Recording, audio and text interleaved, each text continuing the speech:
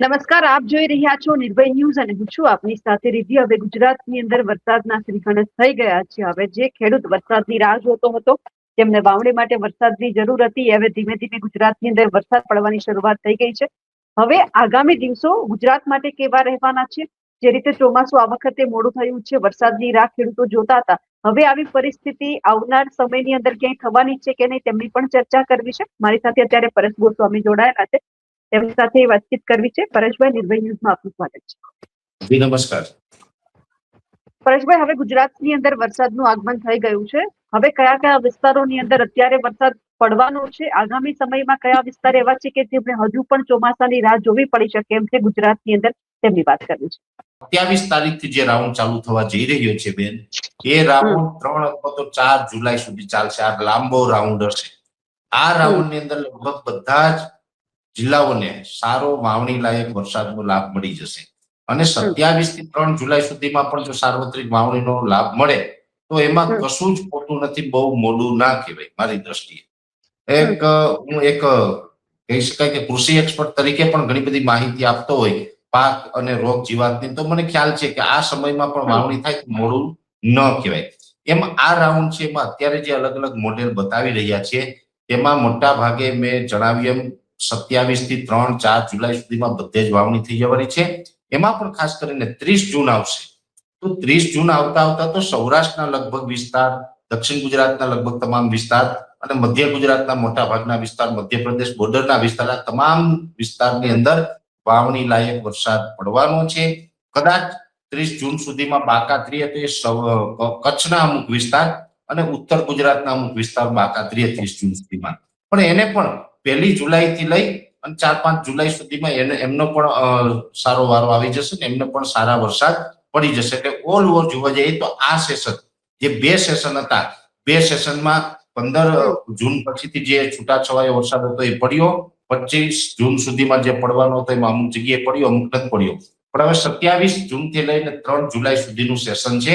એમાં સેટેલાઇટ અને બધા જ મોડેલો અત્યારે પોઝિટિવ છે, એટલે બધા જ ને વરસાદ થઈ જશે. ક્યાંય કોઈ ચિંતા કરવા જેવું હાલ મને દેખાતું નથી. હવે એ પછી સામાન્ય રીતે જોવા જઈએ તો અમે વાર્ષિક અનુમાન પણ આપતા હોય. આપની ચેનલ નિર્ભય ન્યૂઝના માધ્યમથી પણ હું અનેક વખત એ વાત કરી ચૂક્યો છું કે છેલ્લા 4-5 વર્ષથી આપણે જોવા જઈએ તો લગભગ 100% થી લઈ, એટલે કે 100% થી લઈને 125-30% સુધી વરસાદ નોંધાય છે છેલ્લા 4-5 વર્ષથી. એમાં ગયા વર્ષે 109% વરસાદ નોંધાયો હતો. એટલે જે 4-5 વર્ષથી જે ઓવર વરસાદ પડે, 100% કરતા ઉપર વરસાદ પડે છે, એટલા બધા વરસાદ છે આ વર્ષે નહીં જોવા મળે. એ તો અમે ઘણા ટાઈમથી કહી રહ્યા છીએ. અલ્નીનોની ઇફેક્ટ તો ચોક્કસથી થવાની છે, પણ એનો મતલબ એ પણ નથી કે ચોમાસું એકદમ ગુજરાતનું નબળું થઈ જાય. ગુજરાતનું ચોમાસું સાવ નબળું નથી થવાનું, મધ્યમ થવાનું છે. ખાસ કરીને ખેડૂતોને ખેતી કરવા માટે, ખેતી પાકોને અનુરૂપ રહે એ પ્રકારનું હવામાન રહેવાનું છે. એટલે ચોમાસા દરમિયાન વરસાદ પણ સારા પડશે, પણ જે ગયા વર્ષે 109% વરસાદ હતો એમની જગ્યાએ બની શકે કે આ વર્ષે 90 થી લઈને 92-93%, એટલે કે 93% સુધી વરસાદ જોવા મળશે. એટલે સ્વાભાવિક રીતે 15-17% વરસાદની ઘટ છે એ ગયા વર્ષની સરખામણી આ વર્ષે જોવા મળશે. અને એ ઘટ પણ અમે જણાવ્યું હતું કે જૂન અને જુલાઈમાં જોવા મળશે. તો અત્યારે આપણે જૂનમાં તો બધાને ખબર જ છે, આપણે ઘટ અત્યારે અનુભવી રહ્યા છે. દર વર્ષે જે જૂન મહિનામાં વરસાદ હોય એટલા વરસાદ આ જૂન મહિનામાં, એટલે કે 2026માં નથી જોવા મળ્યા. પણ હા, 30 જૂન સુધીમાં વરસાદ સારા પડવાની શક્યતાઓ છે. અને જુલાઈમાં પણ એવરેજ સારા વરસાદ પડતા રહેશે. જુલાઈમાં એક વરસાદ સારો પણ થશે કે જેમાં નોર્મલ કરતા સારું પરફોર્મન્સ બતાવે, પણ એવરેજ જુલાઈમાં દર વર્ષે જે જુલાઈમાં હોય એટલા વરસાદ તો કદાચ ન જોવા મળે. પણ ઓગસ્ટમાં, એમાં પણ ખાસ કરીને ઓગસ્ટની 15 તારીખથી લઈ અને 31 ઓગસ્ટ અને સપ્ટેમ્બર મહિનો, એની અંદર તો ખૂબ સારું પરફોર્મન્સ પણ ચોમાસાનું જોવા મળશે. અને ખાસ કરીને જોવા જઈએ તો કુવા બોરમાં નવા પાણી આવી જાય, ડેમો બધા છલકાઈ જાય અને એકંદરે ચોમાસું પાક તો ખેડૂતો લઈ શકે, સાથે સાથે શિયાળુ પાક પણ વ્યવસ્થિત કરી શકે એ પ્રકારની પાણીની વ્યવસ્થા થઈ જશે. એટલે ઇન શોર્ટ બેન, આખું જે વર્ષનું જે ચિતાર છે, જે તારણ છે, એ મેં ટૂંકમાં આપના માધ્યમથી ખેડૂતો સુધી વાત પહોંચાડવાનો પ્રયત્ન કર્યો છે. આ પ્રકારનું આખું વર્ષ છે એ રહેવાનું છે. કોઈ સિસ્ટમ સક્રિય થઈ છે ગુજરાતની આજુબાજુ? અત્યારે જોવા જઈએ તો એક પ્રકારે અસ્થિરતા છે, સાયક્લોનિક સર્ક્યુલેશન છે, જેને કારણે અત્યારે ચોમાસું આગળ પણ વધી રહ્યું છે. હવે જુલાઈ મહિનાનું જે પ્રથમ સેશન હશે એમાં એક મજબૂત સિસ્ટમ પણ આવશે, એટલે કે લગભગ 5 થી લઈને 10 જુલાઈ સુધીનું સેશન હશે, એમાં એક મજબૂત સિસ્ટમ પણ આવવાની શક્યતા છે. અલગ અલગ મોડેલો બતાવી રહ્યા છે અને એમાં કદાચ સામાન્ય કરતા વધારે એટલે ભારે વરસાદની પણ શક્યતા છે અને અનેક જગ્યાએ ભારેથી અતિ ભારે વરસાદ પડી તેવી પણ શક્યતા 5 થી 10 જુલાઈમાં છે. પણ અત્યારે કોઈ મજબૂત સિસ્ટમ નથી. અત્યારે જે સિસ્ટમ છે એક પ્રકારે સાયક્લોનિક સર્ક્યુલેશનના ભાગરૂપે જે રીતે અરબ સાગર સક્રિય થયું છે અને અરબ સાગરનો કરંટ છે એ કરંટના હિસાબે અત્યારે વરસાદ પણ પડી રહ્યા છે, ચોમાસું આગળ વધી રહ્યું છે. જો મજબૂત સિસ્ટમ હોય બેન તો 30 તારીખ સુધીમાં ભારેથી અતિ ભારે વરસાદ પડવો જોઈએ, પણ મજબૂત સિસ્ટમ અત્યારે નથી. એ બધી કહી શકાય કે વીક સાયક્લોનિક સર્ક્યુલેશન ટાઈપની સિસ્ટમો છે અને એને કારણે વરસાદ છે 30 તારીખ સુધી આપણે યથાવત રહેશે. પરેશભાઈ, જે રીતે આપણે ગુજરાતની અંદર જોયું કે ચોમાસું બધા કહે છે કે થોડું અલનીનોની અસરને કારણે મોડું આવે. હવે આ વખતનું જે ચોમાસું છે એકદમ સીધું એટલે કે સક્રિય જ રહેવાનું છે કે વચ્ચે કઈ ફાંટા પડવાના છે કે પાછો વરસાદ ખેલાય તેવી શક્યતા છે આ વખતના ચોમાસામાં?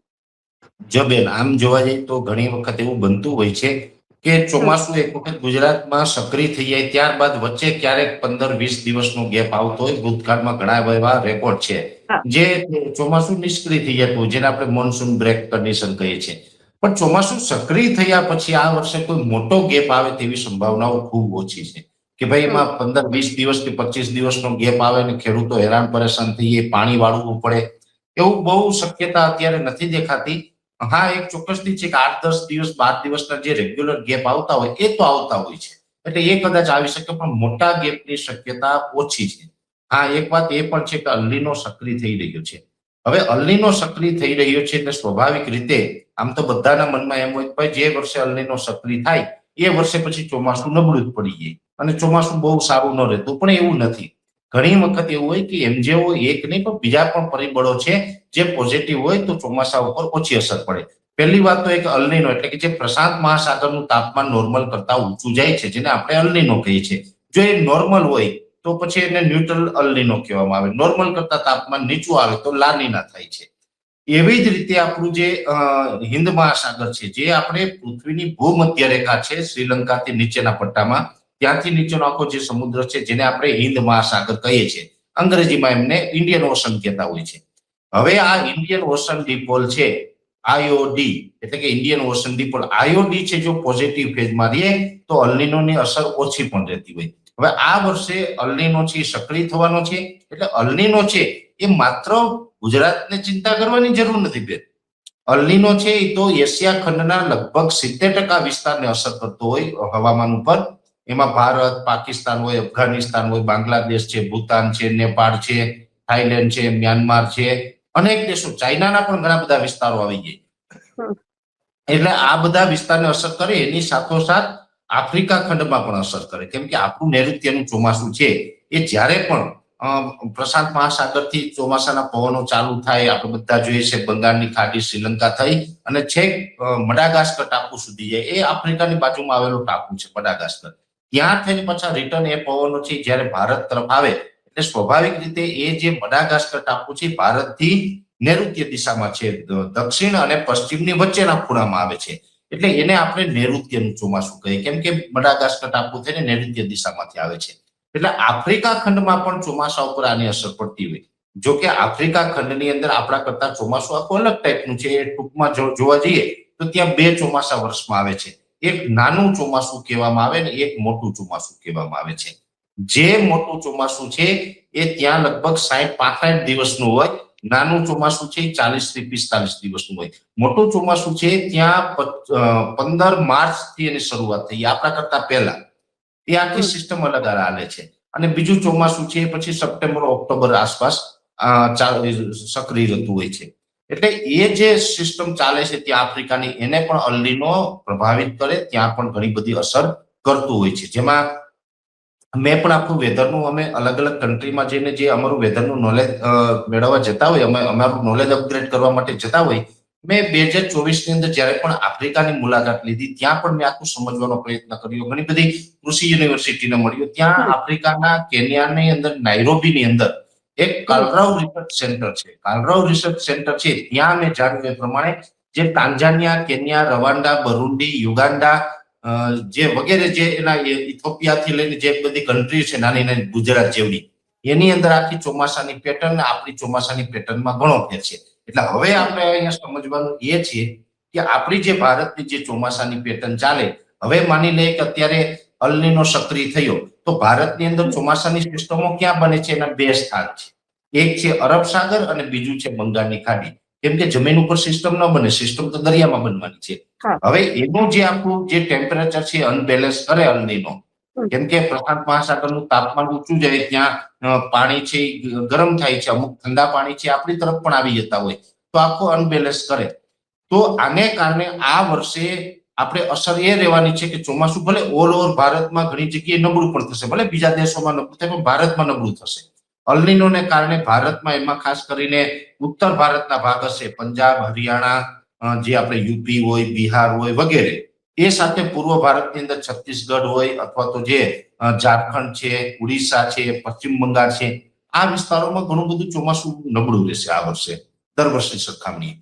પણ અરબ સાગરને કાંઠે આવેલા 5 રાજ્ય છે ગુજરાત, મહારાષ્ટ્ર, કોંકણ, ગોવા, કર્ણાટક અને કેરળ, એમાં મધ્યમ રહેશે. એનું મધ્યમ રહેશે એનું કારણ મેં આપને જણાવ્યું, શ્રીલંકાથી નીચેનો જે ઓશન છે આઈઓડી પોઝિટિવ રહેશે, એટલે કે હિન્દ મહાસાગરનું ટેમ્પરેચર છે પોઝિટિવ રહેશે, જેથી અરબ સાગરમાં રેગ્યુલર સિસ્ટમો બનતી રહેશે.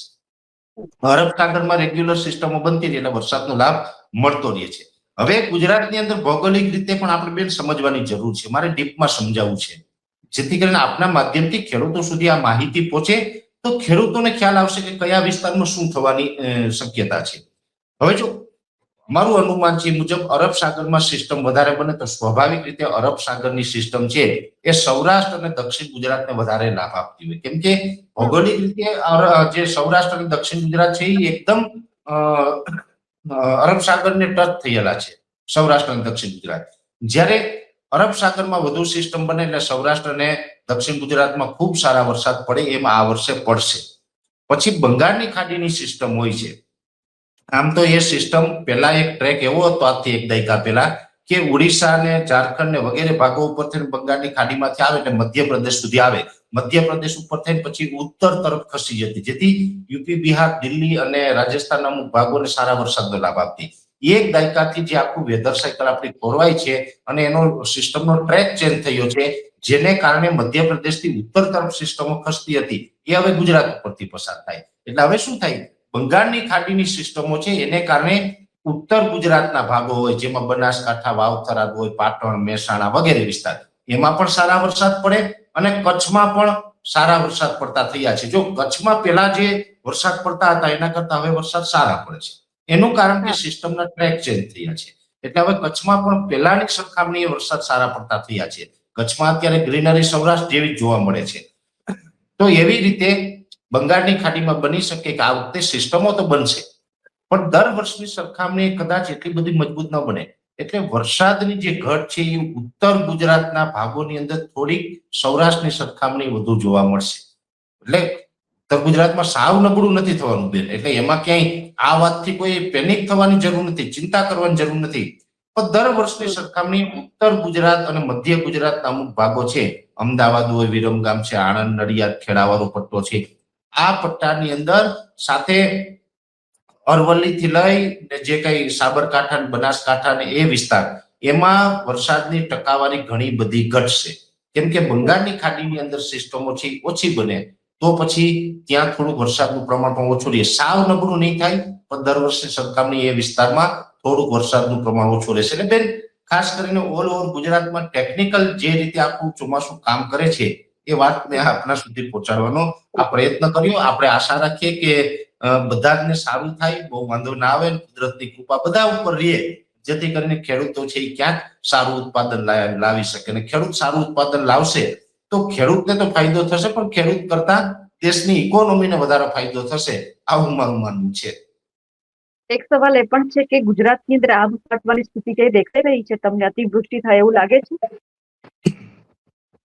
બેન? અતિવૃષ્ટિની એકાદ શક્યતા રહેલી પણ છે. આમ તો લગભગ મારું એક માનવું એ પણ છે કે 26 ઓગસ્ટ થી લઈને 6 સપ્ટેમ્બરનું જે સેશન હશે એમાં પણ કદાચ એકાદી અતિવૃષ્ટિ થશે અને એ સિવાય પણ કોઈ એકાદ ટાઈમમાં બીજી થઈ શકે, એક અથવા તો એક હળવી બીજી પણ અતિવૃષ્ટિ થઈ શકે. એનું કારણ છે જ્યારે સમુદ્રી તાપમાન ઊંચું જાય તો સ્વાભાવિક રીતે ત્યારે સિસ્ટમો સ્ટ્રોંગ બને. સ્ટ્રોંગ સિસ્ટમ હોય તો એ અતિવૃષ્ટિના રૂપમાં અસર કરે.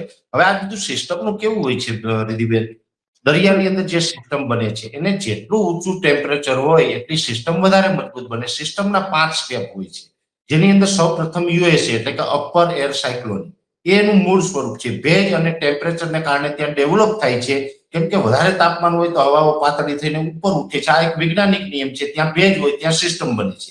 હવે આ જે સિસ્ટમ બને છે એ સિસ્ટમને ઊંચું તાપમાન મળે તો એ જે યુએસી છે એ પછી લો પ્રેશર બને. લો પ્રેશર ને ઊંચું તાપમાન મળે ને એ મજબૂત બને તો વેલમાર્ક લો પ્રેશર થાય. વેલમાર્ક લો પ્રેશર મજબૂત થાય તો ડિપ્રેશન થાય અને ડિપ્રેશન ને ઊંચું તાપમાન અને ભેજ સતત મળે ને મજબૂત થાય તો ડિપ્રેશનમાંથી ડીપ ડિપ્રેશનમાં પરિવર્તિત થાય. અને ડીપ ડિપ્રેશન છે એ અતિવૃષ્ટિ લાવવા માટે ખૂબ સક્ષમ હોય. જે વિસ્તાર ઉપરથી ડીપ ડિપ્રેશન પસાર થાય ત્યાં ચોક્કસથી અતિવૃષ્ટિ થાય. અને અતિવૃષ્ટિ કોને કહેવામાં આવે? પહેલી વાત તો એ છે બેન. હવે અત્યારે શું થયું, હમણાં 2 દિવસથી આપણે જોઈએ છે કે દક્ષિણ ગુજરાતમાં જે વરસાદ પડી રહ્યો છે, સુરતની અંદર કહી શકાય કે 2-4 ઇંચ વરસાદની અંદર સિટીમાં પાણી ભરાઈ ગયું, શહેરોમાં પાણી ભરાઈ ગયું, જળબંબાકારની સ્થિતિ જોવા મળી. એ નેચરલ નથી, અનનેચરલ છે. અનનેચરલ એટલા માટે કે હવે જે આપણી જમીનની ક્ષમતા છે પાણી નિકાલની એના કરતા આપણે એની વિરુદ્ધ આખું કન્સ્ટ્રક્શન કર્યું છે.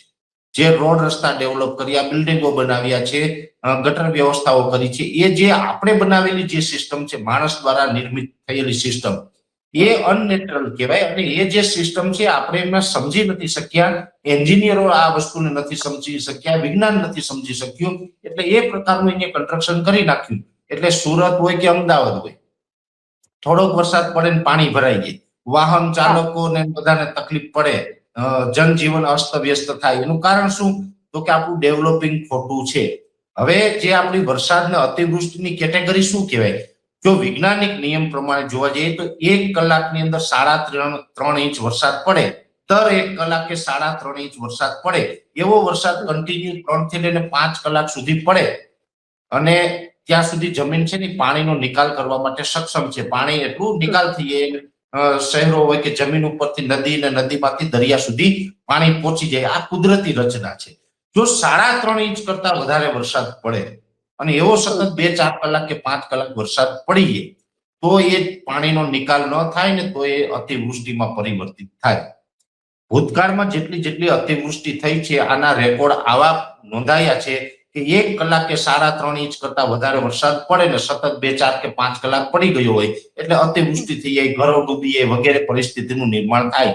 પણ 1 કલાકે 3.5 ઇંચ કરતા ઓછા વરસાદ હોય તો પછી જમીન સક્ષમ છે પણ આપણા ખોટા કન્સ્ટ્રક્શનને કારણે ક્યાંક ને ક્યાંક આપણે હેરાન પરેશાન થાય છે. આ આખી જે સિસ્ટમ છે એ આ પ્રકારે ચાલતી હોય. આ વર્ષે પણ અતિવૃષ્ટિના ચાન્સ છે. મેં આપને જણાવ્યું કે ડીપ ડિપ્રેશન છે એ પણ આ વર્ષે બનશે અને ચોમાસા દરમિયાન દર વર્ષે જે ગરમી હોય એના કરતા થોડું ગરમીનું પ્રમાણ છે એ પણ વધુ જોવા મળે તેવી શક્યતા અમે માનીએ. બિલકુલ પરેશભાઈ, આપ અમારી સાથે જોડાયા અને તમે જે માહિતી આપી આપનો ખૂબ ખૂબ આભાર. હવામાન નિષ્ણાંત પરેશ ગોસ્વામીએ જે માહિતી આપી છે તેમને લઈ આપ શું માનો છો કમેન્ટ કરીને ચોક્કસથી જણાવજો. સાથે જ અમારી નિર્ભય ન્યૂઝ ચેનલને લાઇક, શેર અને સબસ્ક્રાઇબ કરવાનું ભૂલશો નહીં. નમસ્કાર.